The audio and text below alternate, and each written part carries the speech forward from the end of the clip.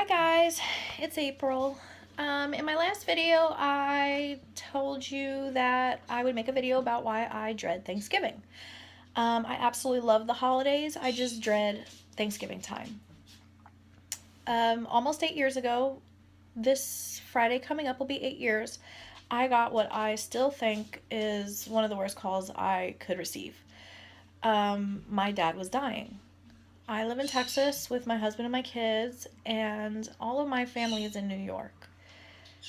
Um, it was 6 o'clock in the morning on November 27th, 2007, that I got a phone call that changed my life. Um, my dad was on life support, and I needed to get there ASAP. Let me rewind a little bit to my dad's background. He was in the military. He was a Green Beret. He was in Desert Storm and Vietnam, so he did have some pretty bad PTSD, which caused him to turn to a raging alcoholic, unfortunately.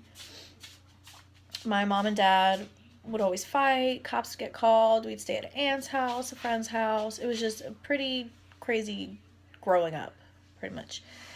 They finally divorced, I think, when I was 15, even though they were separated since since I was like 6 or 7. Due to my dad's lifestyle, he wound up getting cirrhosis of the liver from his alcoholism, and then he wound up developing hepatitis, which made him very ill. I do know he regrets everything he did because he apologized many, many times. About a month before I got that phone call, I flew out to New York with my young daughter, at the time my fourth child. She was 10 months old, and we were going to attend my sister's Halloween party, and then we were going to go visit my dad in upstate New York. This time it was different. Seeing him, he looked horrible. He was just not good looking at all. He looked yellow. He looked very ill.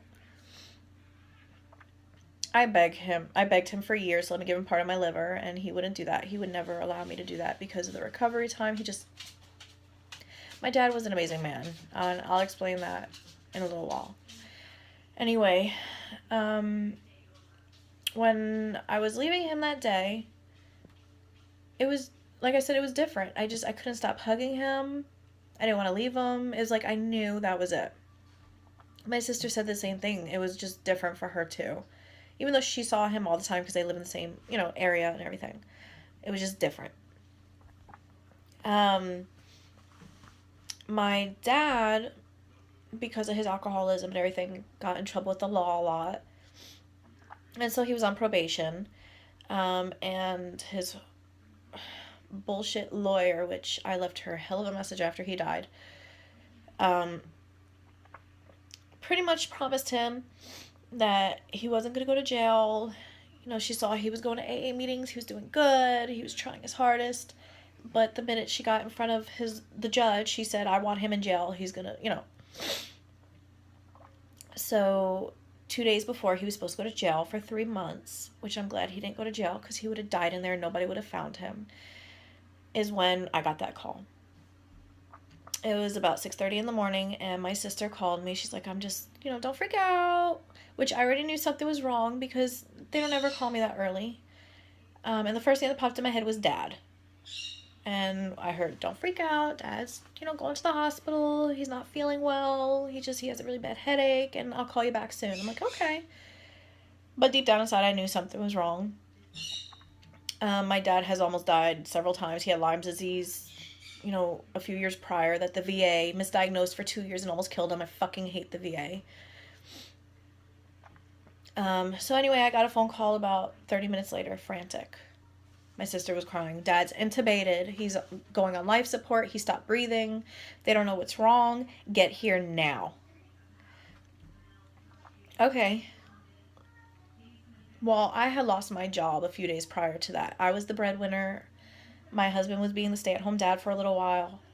And I had just spent my last paycheck on paying off all of our bills for the next 3 months until we could find another job. So I had nothing. So the next thing that went through my mind was, holy shit, how am I going to get there? How am I going to get there before my dad dies?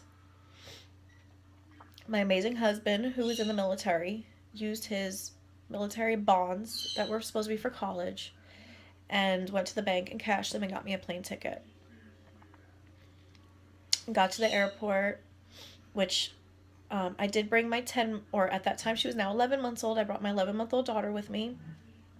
And my husband took our 3 other kids who were under the age of 5 and drove to New York for 28 and a half hours by himself to be with me.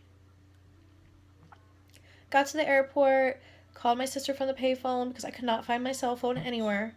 And she told me that Dad was dying. There was nothing they could do for him. He had an aneurysm in his brain, which was a blood vessel that burst and pretty much pooled his whole skull with blood and was crushing his brain, and they couldn't relieve the pressure because of all his medical issues. Now, normally, if you have a brain bleed, if it's severe enough, they could put something called a shunt. It's a tube that goes in and they could pull the blood out. But because of his issues, he had very thin blood because of all his medical problems of his cirrhosis and hepatitis. And so there's nothing they could have did. It was pretty much crushing his brainstem, which is why he stopped breathing. And there was a machine breathing for him that I needed to hurry up and get there. I got there. The whole flight was a blur. I was just focused on my daughter and trying not to cry in front of anybody, because I do not like to cry in front of people. I'm a very strong person, and I know I will cry in this video, so wow. Anyway, I get to New York, and my uncle is waiting there for me, which I walked right past him. I was in such a daze. I did not realize it was him until he said, April, and I was like, oh shit, yeah, hi Uncle Billy. Halfway driving up there, my sister called her husband, because he also came with my uncle, and said, his blood pressure is tanking, you need to hurry up and get here. And I just started crying, because I'm like, oh, I'm not going to make it. So I get there, and I'm quickly getting out of the car with my daughter, and I put her in her stroller, and we're walking up to the hospital. My sister comes to greet us, and I'm just walking. I'm like, I'm sorry, I can't hug you right now. And I get in there.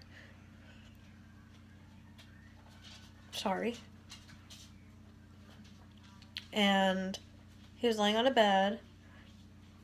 My dad was 6'5" tall, so he was hanging off the bed.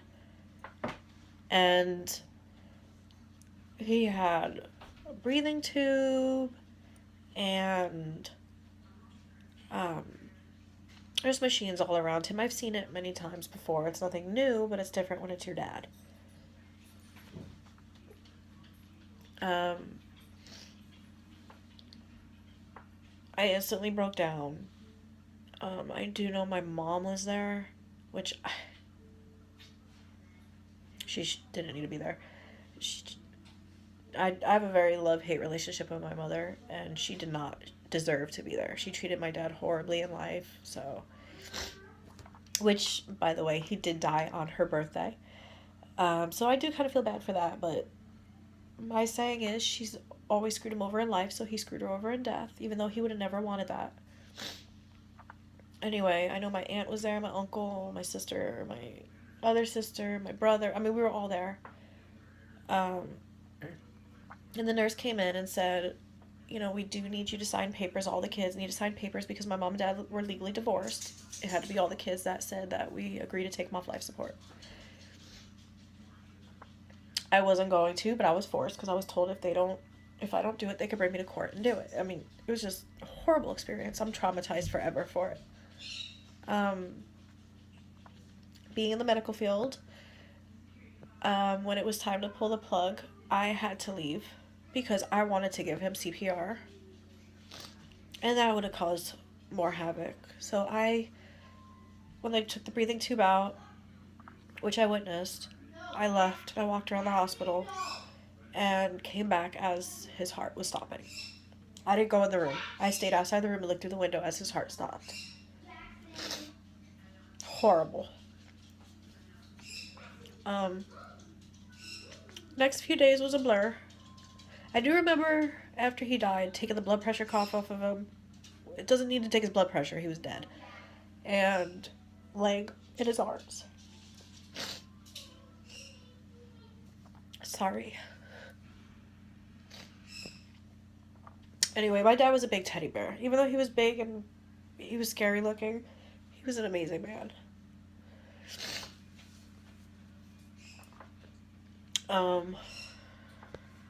Next days, my sisters and I went to clean out his apartment, and all his neighbors were asking, "Oh, where's your dad? We saw the ambulance. How is he?" And we didn't want to say anything at that time just yet. But when we did, everybody was devastated, and his neighbor almost passed out. He was really good friends with him and his wife. And I can remember still being in a daze, and one of the neighbors came up and said, "You know, your dad was amazing." And I'm like, "Oh, I know, he was great." She goes, "No, you don't understand. Last winter, when it was like 10 degrees out, because it gets very cold up there, all the electricity in the buildings went out. My dad lived in a senior citizen housing. He finally had just moved in the year before, or something like that. And he went to the store and bought everybody in the complex hot chocolate. And that made me feel amazing. My dad had a temper, but he was a teddy bear. He did care for others. And he loved his kids. My husband got there and he had to help my sisters and brothers finish cleaning out the apartment because I couldn't do it anymore. And we had the funeral. He got cremated. And we had a little memorial, and it's sad that more friends showed up than family. Even though they were friends from the bar. They loved him. And when it was time for me to do my eulogies, I'm like, "Oh, I'll do this. I'm going to do a eulogy. It's going to be great. I got this." Even though I was warned it's not going to be able to be that easy, we did a eulogy, and when it came to my time, I broke down. I couldn't even read it. My sister had to read it for me. But so it's always around Thanksgiving.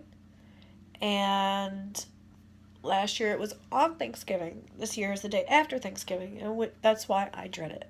I don't like thinking about it. I do believe in signs. And my dad knows, or knew, that I absolutely love snow. Being in Texas, you don't see it very often. And the day of his funeral, it started snowing. And it wasn't in the forecast. It wasn't nothing. It was just started snowing. And it snowed and snowed and snowed until a few days after I left. It was amazing. But sorry for getting so emotional. Like I said, I don't like to cry in front of people. I'm a very strong person. But this is I cry every time I talk about my dad. So, thanks for watching. Sorry for the bummer story. And I will talk to you soon. Thanks.